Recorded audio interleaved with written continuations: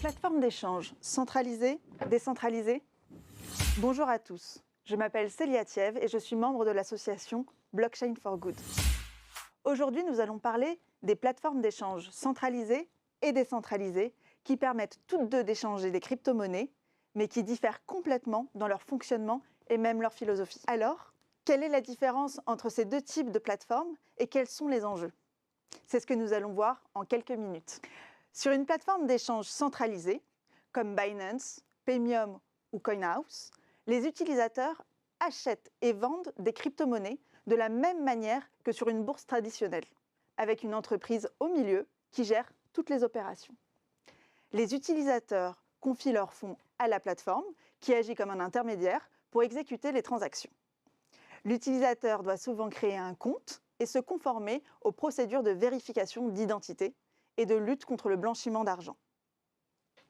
En général, ces plateformes d'échange centralisées sont simples d'utilisation et proposent des frais peu élevés.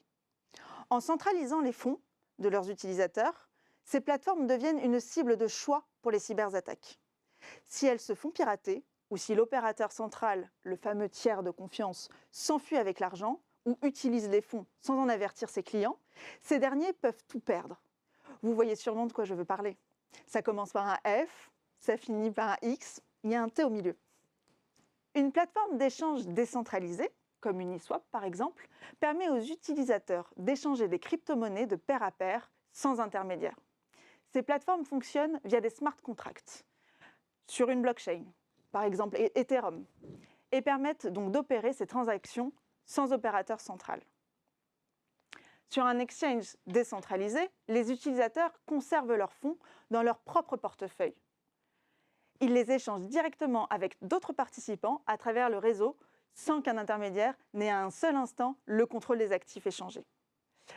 Comme chacun détient ses propres fonds, la surface d'attaque est grandement réduite, sans toutefois complètement disparaître.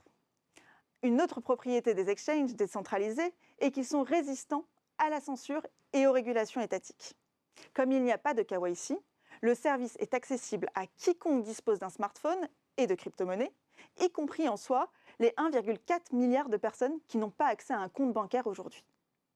En résumé, les exchanges centralisés offrent une grande commodité, mais ils comportent également des risques, notamment en matière de cyberattaque et de manipulation des fonds, puisque c'est une entreprise qui en détient le contrôle.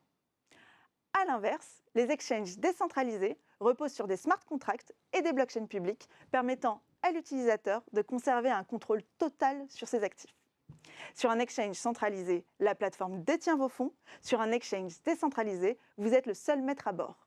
Not your key, not your coin. Merci d'avoir regardé cette vidéo et à bientôt pour un nouveau sujet blockchain.